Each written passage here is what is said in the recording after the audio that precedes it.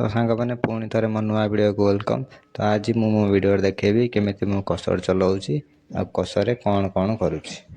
तो सांग मैंने आपण मैंने देखिपे मु कसरे पहुँची जाइए। तो चलते देखिए आगू को कौन कौन हो। तो सांग मैंने ये हूँ गोटे इलेक्ट्रिक मोटर, ये मोटर कसर को बुलाए। तो ये मोटर वेट तो 5-6 क्विंटाल हम आर एचपी 60 एचपी।